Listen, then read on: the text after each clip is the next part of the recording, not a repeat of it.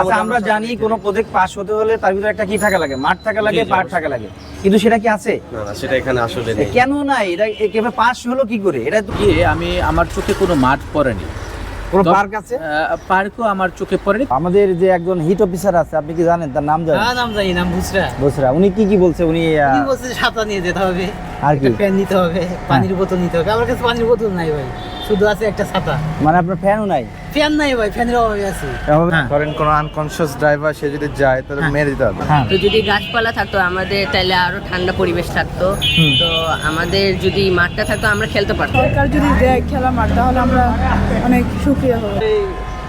যদিও এটা আবাসিক এলাকা হিসেবে সবাই জানে, নামে আবাসিক হলেও এটা কাজে আবাসিক না। সে নতুন করে যে বাড়িগুলো হবে সেই বাড়িগুলোর জন্য নির্ধারিত একটা রুলস থাকতে হবে যে প্রত্যেকটি বাড়ির সামনে একটু স্পেস রাখতে হবে যেখানে 2-4টা গাছ লাগানো যায়। আমরা এখন আছি বনশ্রী এলাকায়।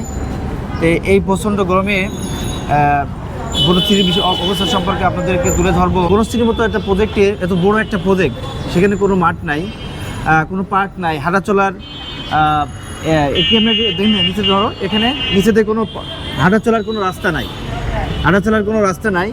এত বড় একটা প্রজেক্ট কী করে হলো? এই যে বনশ্রীতে যে মাঠ নাই, কোনো পার্ক নাই, হাঁটা চলার রাস্তা নাই, এই বিষয়ে তোমার কি অভিমত? এটা পার্ক নাই, গাছ নাই, পার্ক কোনো হাঁটাচলা নাই, এটা তো মানুষের চলাচলকে রিস্কি বানায় ফেলে, তাই না? হ্যাঁ, রিস্কি করে ফেলছে। কারণ এখন মানুষের রাস্তা দিয়ে হাঁটবে, হ্যাঁ। ধরেন কোনো আনকনসিয়াস ড্রাইভার সে যদি যায় তাহলে মেরে দিতে হবে। হ্যাঁ। গাছ নাই, টেম্পারেচার বাড়তেছে। তুমি যে বনশ্রীতে যে তোমরা থাকো, তাই না? বনশ্রীতে কোনো মাঠ আছে? না, মাঠ নাই। আমরা অনেক কষ্ট আর কি জীবিত যে হচ্ছে, কেন যদি মাঠটা যদি আমাদের থাকে, আমরা খেলাধুলার জায়গায় কিন্তু অনেক সমস্যা হচ্ছে। হ্যাঁ। তো যদি গাছপালা থাকতো আমাদের, তাহলে আরো ঠান্ডা পরিবেশ থাকতো। তো আমাদের যদি মাঠটা থাকতো আমরা খেলতে পারতাম অনেক জায়গায়, কিন্তু খেলার জন্য আমাদের আফতাবনগর এখানে যাওয়া লাগছে। তো তার জন্য আমরা দাবি করছি যে যদি আমাদের খেলার মাঠ গাছপালা যদি লাগানো উচিত, তাহলে কিন্তু ভালো হতো। ওকে, ধন্যবাদ। আচ্ছা, ওই একটু ঘুরাই দেখাবেন, চারটি ঘুরাই দেখাবেন। হ্যাঁ,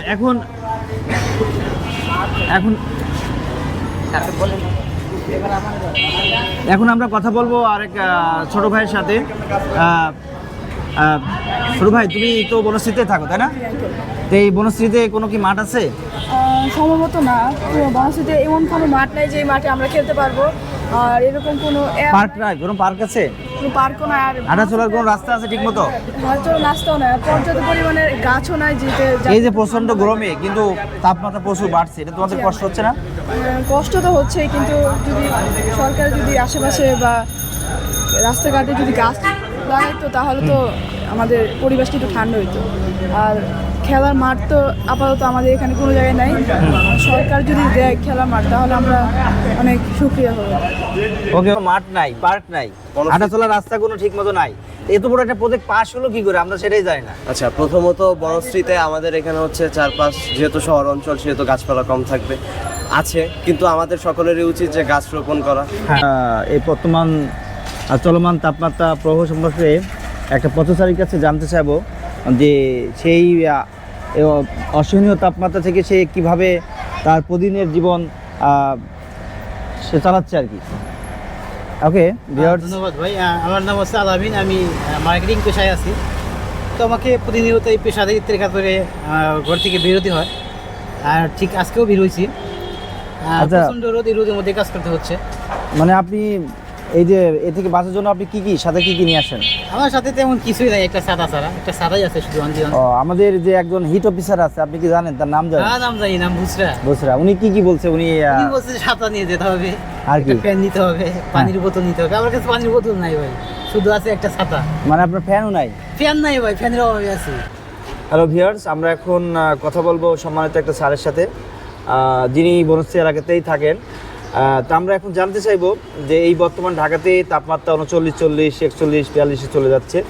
মানে ঢাকারা বসবাসের প্রায় অনুপযোগী হয়ে গেছে, যার কারণে এখন শিক্ষা প্রতিষ্ঠান। আর আমরা যে এখন যে পয়েন্টে উল্লেখ করতে চাই, বনশ্রী যে এত বড় একটা প্রজেক্ট, এখানে কি কোনো মাঠ আছে আপনার জানা মতে? আমার জানা মতে আমি যতটুকু পর্যন্ত গিয়েছি এবং যতটুকু স্থান পর্যন্ত আমি গিয়েছি, এই সকল স্থানে গিয়ে আমার চোখে কোনো মাঠ পড়েনি। কোনো পার্ক আছে? পার্কও আমার চোখে পড়েনি, তবে থাকতে পারে। তবে অধিকাংশ ক্ষেত্রে আমরা যেটা জানতে পেরেছি বনশ্রীর ভিতরে কোনো মাঠ নেই, কোনো পার্ক নাই। এবং আমরা যে এই যে বনশ্রী রাস্তা দিয়ে হাঁটি, এই প্রজেক্টে কিন্তু আপনার ভিতরে কোনো মানুষের চলাচলে হাঁটিয়ে চলার মতো কোনো রাস্তা নাই। এটা আবাসিক এলাকা হলে কিন্তু হেঁটে চলার মতো কিন্তু কি থাকতে হবে? এগুলো পার্সোনালি আমি যেটা মনে করি, এটা হয়তো আইন শৃঙ্খলা মেনটেন করেই হয়েছে, যেহেতু রাজুকের কিন্তু অনেকের মতামতে যে বনশ্রীর ভিতরে একটা পার্ক দেখানো হয়েছিল, মাঠ দেখানো হয়েছিল, কিন্তু শেষকালে কিন্তু এটা মাঠ নাই। এটার ব্যাপারে আমি ব্যক্তিগতভাবে মন্তব্য করছি যেটা যে আসলে হয়তো সব কিছু মেনটেন করে এখানে হয়েছে, আর এগুলো কোথায় আছে এগুলো খোঁজ নিতে হবে। খোঁজ হয়তো অনেকে বলছে ওটা নাকি বিক্রি হয়ে গেছে, মানে যাই হোক এই বনশ্রীতে একটা প্রজেক্ট দেখেন, এই যে আমরা দুইটা বিল্ডিংয়ের মাঝখানে হালকা 1 হাত জায়গা থাকে, যেখানে যদি কনজাস্টেড, এখানে একটা বিল্ডিং সাথে আরেকটা বিল্ডিং, যদি একটা বিল্ডিং আগুন লেগে যায় তাহলে আরেকটা বিল্ডিং আগুনও কিন্তু মানুষ মারা যেতে পারে। তাহলে একটা বিল্ডিং হইতে হলে একটা তারকে পর্যাপ্ত জায়গা থাকতে হবে এবং আলো বাতাস থাকতে হবে, কিন্তু সেটা কিছুই নাই। আসলে রাজুক কোন ধরনের ম্যান্ডেটরি মেনটেন করে এই দালানগুলোকে বানাতে আসলে তারা দিয়েছেন, সে কোডটা আমি সুস্পষ্টভাবে এই ঢাকার জন্য জানি না। জি জি, এখন তো বনশ্রীতে আপনি তো বসবাস করেনি, বনশ্রীকে একটা আবাসিক মানে এটা কি স্ট্যান্ডার্ড একটা আবাসিক এলাকা আপনি মনে করেন? এটা আসলে যদিও এটা আবাসিক এলাকা হিসেবে সবাই জানে, নামে আবাসিক হলেও এটা কাজে আবাসিক না। হ্যাঁ, কারণ একটা আবাসিক এলাকা বলতে আমরা বুঝি সেখানে পরিপূর্ণ আবাসিক, যেই খেলার মাঠ, পুকুর, হাঁটার চলাফেরার রাস্তা, মানুষের গাছপালা সব কিছুই থাকবে। কিন্তু এখানে আসলে মাঠ নাই, পুকুর নাই, হাঁটা চলার ওভাবে রাস্তা নাই। তো আবার আপনি দেখেন একটা আবাসিক এলাকার মধ্যে এভাবে প্রত্যেকটি বাড়ির নিচে চা দোকান, বিভিন্ন দোকান, এগুলো আবাসিকের মধ্যে থাকে না। আর এই যে তাপপ্রবাহ বৃদ্ধির আরও অনেকগুলো কারণ আছে। বিশেষ করে আপনি দেখেন প্রত্যেকটি বাড়ির নিচে চা দোকান, এই দোকানগুলা প্রতিনিয়ত আগুন এখানে চলছে, খাবারের দোকানগুলোর মধ্যে আগুন জ্বলছে, তাপ বৃদ্ধি পাচ্ছে। তারপর অতিরিক্ত আমাদের ঢাকা শহরে অতিরিক্ত যানজট, গাড়ি, এগুলোর থেকেও আমাদের তাপমাত্রা বৃদ্ধি পাচ্ছে। আচ্ছা ঠিক আছে ভাই, ওই মানে বর্তমান যে আমাদের যে আবাসিক এলাকার যে বাড়িগুলো আছে, সেই বাড়িগুলো মানে এখানে গাছ লাগানোর বিষয়ে আপনার কিছু বলার আছে কি? এখানে আসলে গাছ লাগানোর মতন কোনো জায়গাই নেই। মানে এখানে কি একটা নতুন কোনো আইন হতে পারে যে গাছ প্রত্যেকের বাড়ির সামনে? হ্যাঁ, এখানে একটা পরিকল্পনা নেওয়া যায় যে বাড়িগুলো হয়ে গেছে তো সেগুলো হয়ে গেছে, নতুন করে যে বাড়িগুলো হবে সেই বাড়িগুলোর জন্য নির্ধারিত একটা রুলস থাকতে হবে যে প্রত্যেকটি বাড়ির সামনে একটু স্পেস রাখতে হবে যেখানে 2-4টা গাছ লাগানো যায়,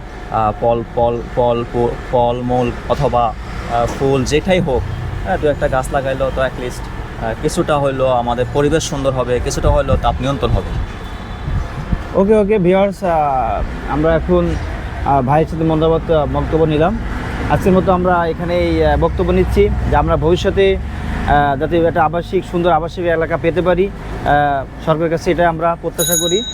নতুন নতুন নিয়ম করবে, ভাইদের বললো যেমন প্রত্যেকটা বাড়ির সামনেই 2-4টা গাছ লাগানো, প্লাস নির্দিষ্ট মাঠ থাকতে হবে, নির্দিষ্ট পার্ক থাকতে হবে, একটা আবাসিক এলাকার ভিতরেই হাঁটাচলার রাস্তা থাকতে হবে, এবং কোনো দোকানপাট ওভাবে যত্রতত্র যাতে না হয়, চায়ের দোকান, একটা আবাসিক এলাকার সম্পূর্ণ যেন একটা সুন্দর হয়, সেই প্রত্যাশায় জনগণ করেছে। সেটাই আমরা প্রত্যাশা করি, সরকার যথেষ্ট ব্যবস্থা নেবে। এবার আজকের মতো এখানে বিদায় নিচ্ছি। আল্লাহ হাফেজ। এটা কেমন আছে দেখি?